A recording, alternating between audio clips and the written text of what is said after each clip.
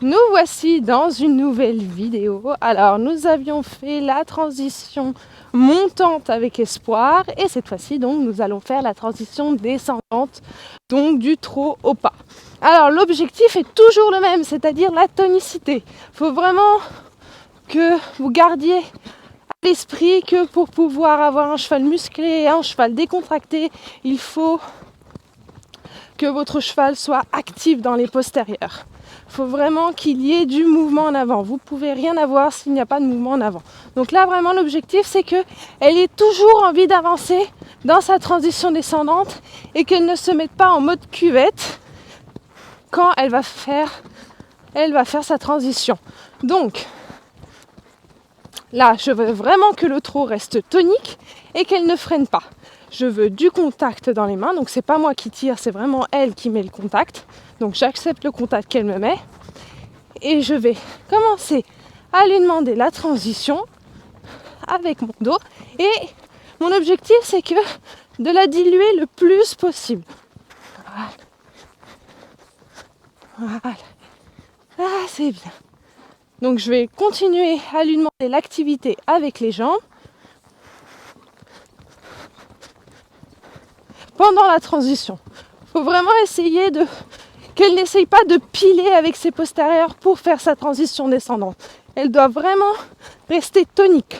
Comme si vous vouliez que le devant repasse au pas et l'arrière reste au trot.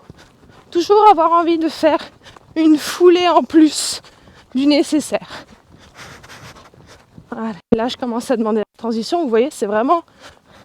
Hop, elle continue à trotter, elle continue à trotter, elle continue à trotter. Et hop, doucement dans la transition descendante. Et après, dans le pas, il faut qu'elle marche. Doit rester tonique.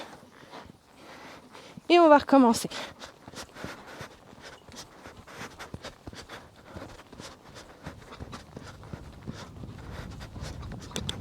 Tonique dans le trot, avant de demander la transition descendante. Parce que sinon, après, je ne pourrais pas avoir la tonicité dans la transition si déjà dans le trot, elle n'avance pas.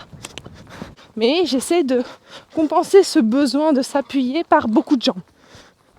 Voilà.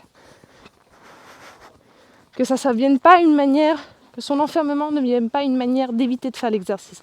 Donc quand elle s'enferme comme ça, je l'encourage avec beaucoup de jambes pour que petit à petit, elle puisse se défaire de ma main et puisse se débrouiller toute seule.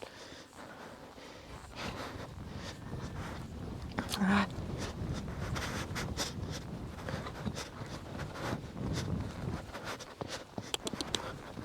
Et la transition descendante, toujours tonique, toujours tonique, toujours tonique, voilà. Toujours dans le mouvement en avant, toujours dans le mouvement en avant. Même quand elle repasse au pas, elle doit rester dans le mouvement en avant. C'est vraiment pas facile, hein. Pour elle, c'est vraiment un exercice qui lui demande beaucoup d'efforts. Voilà.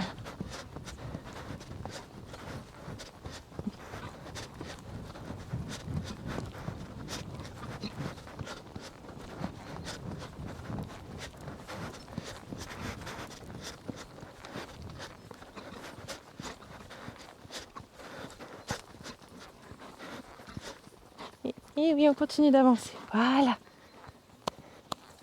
Ça, c'est bien, espoir. Et toujours du mouvement en avant. J'espère que cette vidéo vous aura aidé. On se dit à la prochaine et restez connectés.